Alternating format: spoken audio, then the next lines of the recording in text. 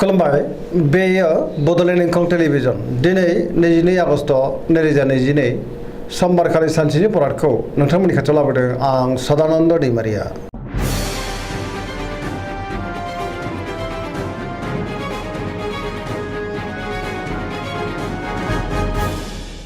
सिगां फरायनो लादों मेष राशि गिबि हांखो अ ल। दिनैनि साना जोबोर मोजां, बयजोंबो मोजां सोमोन्दो लाखिनो रोंगोन, जेरावबो जाफुंसारगोन, सुथुरखौ फेजेननो हागोन, बहाबा दावबायहैनो बा हान्थिनो खाबुबो मोननो हागौ आरो मोजाङैनो हान्थिनोबो हागोन, मावनो लानाय खामानिखौ मावफुंनो हागोन। गोसोखौ दिनै जोबोर गोजोननाय मोनगोन, देहाया मोजाङै थागोन, रांखावरियाव मोजां, अब्लाबो नाथाय खरसायाबो बांगोन, बेफार फालांगियाव मोजां होनजायो। गुबुनजों अनजासे गारगोन, सोरबा लोगोनिफ्राय थोजासे हेफाजाबखौबो मोननो हागोन, न'खरावबो अननानै फैगोन, बिमा बिफानि अननाय आरिफोरखौ दिनै मोननो हागोन, गुबुननि गोसोखौ बोनो हागोन, गोसोनि बोलोआ बांगोन, समाजावबो बयजोंबो अनसायजागोन, लाइमोनफ्रा जोबोर मोजां खौरां मोननोबो हागौ, गोसोआबो दिनै जोबोर रमान्टिक जागोन, पजिटिभ एनार्जिनि गोहोमबो गोग्लैगोन।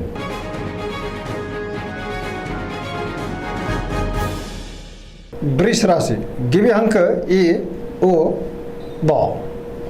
दिनैनि साना जोबोर मोजां, गोसोखौ दिनै जोबोर गोजोननाय मोनगोन, गोसोनि बोलोआ बांगोन, मावनो लानाय खामानिखौ थि समावनो आरो गोरलैयैनो मावफुंनोबो हागोन, सिगांनि बबेबा आद्रा खामानिखौबो दिनै मावफुंनो हागोन,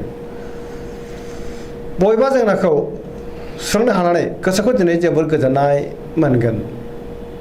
गियानाबो बांगोन, समाजाव मान मोनगोन, रांखावरियाव मोजां,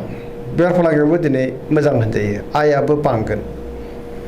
न'खराव बिसि फिसायनि गेजेराव अनलायनाय फैगोन, बिदा फंबायजों मोजां सोमोन्दो थागोन, देहाया दिनै मोजाङै थागोन, अब्लाबो नाथाय जानाय लोंनायाव सांग्रां जानांगोन, गुबुननि हेफाजाबखौ थोजासे मोनगोन, जायखि खामानि मावा मानो मोनफ्रोमबो खामानिखौनो दिनै मोजाङैनो मावफुंलांनो हागोन, गोसोनि साननाय आरो लुबैनायफ्रा दिनै मोगथाङाव जाफुंगोन, पजिटिभ साननो रोंगोन आरो पजिटिभ एनार्जिनि गोहोमबो गोग्लैगोन।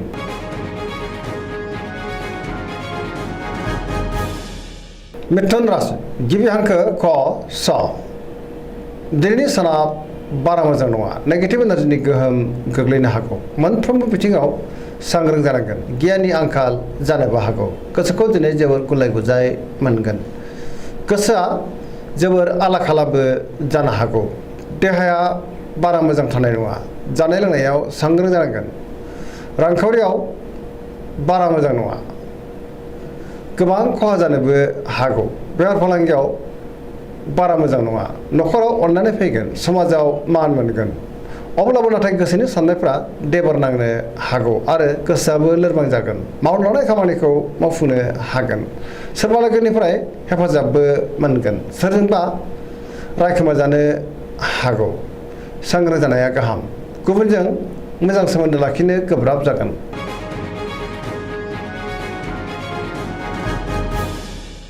कर्कट राशि गिबि हांखो ड ह। दिनैनि साना जोबोर मोजां, गोसोखौ दिनै जोबोर गोजोननाय मोनगोन, बहाबा हान्थिनो एबा दावबायनो खाबु मोननो हागौ, सोरबा लोगोजों बाख्नायजानोबो हागौ, गोसोनि साननायफ्रा मोगथाङाव जाफुंगोन, गोसोआव पजिटिभ साननाय फैगोन, गोथों आरो गोग्गो साननो रोंगोन, गियाननि आंखाल जानाय नङा, मावनो लानाय खामानिखौ थि समावनो आरो गोरलैयैनो मावफुंनोबो हागोन, रांखावरियाव दिनै जोबोर मोजां, बेफार फालांगियावबो जोबोर मोजां मुलाम्फा मोनगोन, समाजाव लोगो लेवा बांगोन, देहाया दिनै मोजाङै थागोन, गुबुननि हेफाजाबखौ थोजासे मोननो हागौ, बिसि फिसायनि गेजेराव मोजां सोमोन्दो थागोन, बिमा बिफानि अननाय आरिफोरखौ दिनै मोननो हागौ,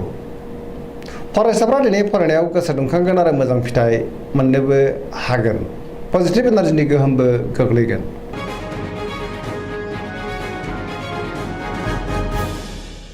सिंह राशि गिबि हांखो म ट।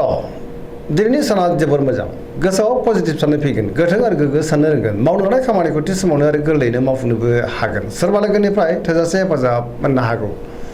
समाजाव लोगो लेवा बांगोन, बहाबा दावबायनो बा हान्थिनो खाबुबो मोननो हागौ, रांखावरियाव जोबोर मोजां, नाथाय अब्लाबो खरसायाबो बांगोन, मोननो गोनांखौ दिनै मोननो हागोन, बेफार फालांगियाव जोबोर मोजां मुलाम्फा मोनगोन, गोसोनि साननायखौ दिनै गुबुननो फोरमायनो हानानै गोसोखौ जोबोर गोजोननायबो मोनगोन, न'खरावबो अननानै फैगोन, गुबुनजों मोजां सोमोन्दो लाखिनोबो रोंगोन देहाया दिनै मोजाङैनो थागोन आरो गुबुनजों गोरोबनो रोंगोन गुबुननि थाखाय गोबां मोजां खामानि मावनानै होनोबो हागोन गोसोआ दिनै जोबोर रमान्टिक जागोन आरो गावबा गावनि गोसोनि साननायखौ लाइमोनफोरा फोरमायलायनोबो हागोन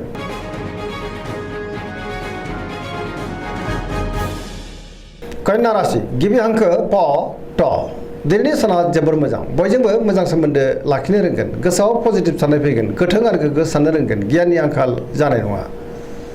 रांखावरियाव मोजां नाथाय अब्लाबो खरसायाबो बांगोन बेफार फालांगियाव जोबोर मोजां होनजायो देहायाबो दिनै मोजाङैनो थागोन गोबां मुंदांखा सुबुंजों दिनै लोगो मोनज्लायनो हागौ न'खराव अनलायनाय फैगोन गोबां खामानियाव दिनै मुखुबबो थागोन सोरजोंबा बाख्नायजानो हागौ गोसोखौ दिनै जोबोर गोजोननाय मोनगोन पजिटिभ एनार्जिनि गोहोमबो गोग्लैगोन जायखि खामानि मावा मानो मोनफ्रोमबो खामानिखौनो दिनै मोजाङैनो मावफुंलांनो हागोन गोसोआ दिनै जोबोर रमान्टिक जागोन आरो लाइमोनफ्रा गावबा गावनि गोसोनि साननायखौ फोरमायलायनोबो हागोन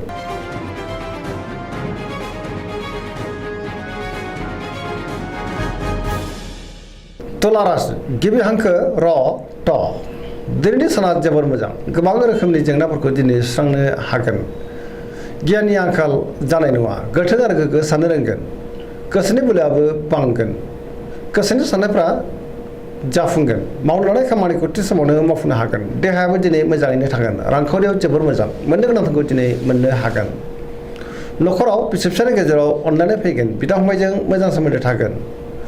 बहाबा दावबायनो एबा हान्थिनो खाबु मोननोबो हागौ बेफार फालांगियाव दिनै जोबोर मोजां रांखावरियाव जोबोर मोजां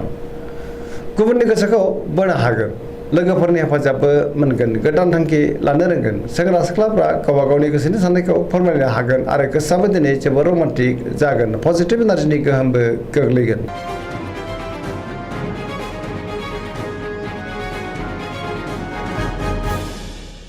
वृश्चिक राशि गिबि हांखो न स दिनैनि साना मोजां आरो गाज्रिनि गेजेरजों बाबेरलांगोन गुबुननि गोसोखौ बोनो हागोन गोसोखौ जोबोर उसाव बादावबो मोनगोन समाजाव लोगो लेवा बांगोन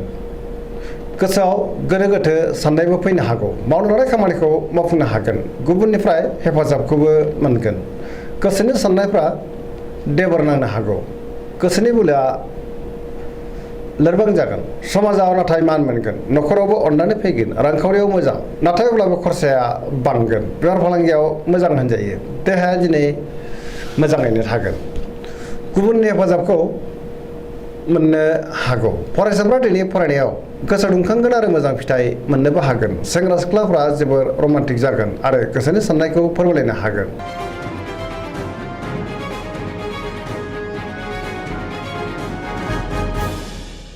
धनु राशि गिबि हांखो ध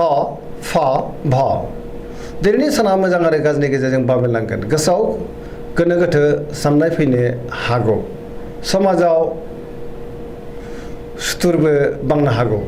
मावनो लानाय खामानिखौ थि समावनो मावफुंनो गोब्राब जागोन माबा नङा माबा मोनसे हेंथा फैनोबो हागौ गोसोनि साननायफ्रा देबार नांगोन रांखावरियाव मोजां मोननो गोनांखौ दिनै मोननो हागोन बेफार फालांगियावबो मोजां होनजायो समाजावबो दिनै मान मोननो हागोन बहाबा दावबायनो एबा हान्थिनो खाबुबो मोननो हागौ देहाया मोजाङै थागोन न'खराव अननानै फैगोन बहानिफ्रायबा हरखाबै नाथाय गाज्रि खौरांबो फैनो हागौ लाइमोनफोरनि गोसोआ दिनै जोबोर आला खाला जानोबो हागौ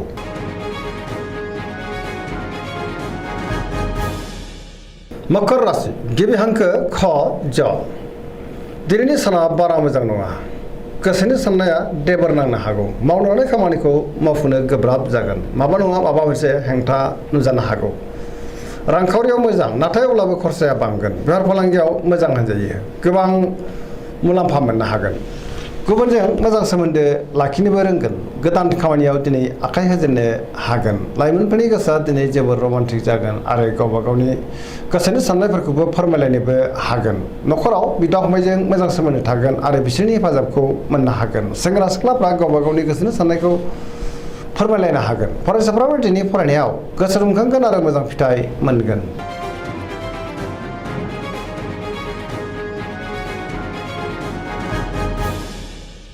कुम्भ राशि गिबि हांखो ग स दिनैनि साना जोबोर मोजां थार लोंखोनि आंखाल जानाय नङा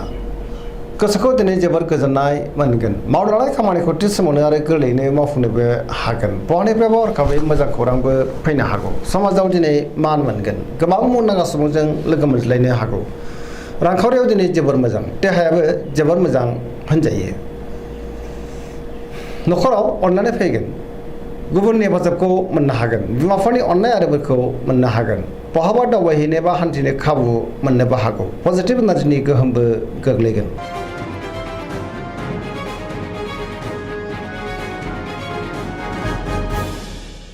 मीन राशि गिबि हांखो ड स दिनैनि साना बारा मोजां नङा गुबुननि थाखाय गोबां जेंनायाव गोग्लैनांनोबो हागौ गोसोआव नेगेटिभ साननाय फैगोन गोथों आरो गोग्गो साननो रोंनाय नङा गोसोनि बोलोआ लोरबां जागोन गावनि गोसोनि साननायखौ दिनै गुबुननो फोरमायनो हागोन अब्लाबो नाथाय सानो हायै बुंनांगोन देहाया दिनै मोजाङैनो थागोन रांखावरियाव मोजां बेफार फालांगियावबो मोजां होनजायो न'खराव अननानै फैगोन बिदा फंबायनि हेफाजाबखौ मोननो हागोन नाथाय अब्लाबो सोरजोंबा रायखोमा जानोबो हागौ लाइमोनफोरनि गोसोआ दिनै जोबोर रमान्टिकबो जागोन आरो गावबा गावनि गोसोनि साननायखौ फोरमायलायनोबो हागोन फरायसाफ्रा दिनै फरायनायाव गोसो दुंखांगोन आरो मोजां फिथाइ मोनगोन दिनैनि राशि फरायनाया एसेनोसै जोबनायाव बेखौनो खावलायो जाहाथे नोंथांमोना सानफ्रामबो जोंनि बे बड'लेण्ड इंखं टेलिभिजनखौ नायबाय थायो आरो साबस्क्राइब खालामो लोगोसे लाइक खालामो आरो शेयार खालामो एसेनोसै गोजोन्थों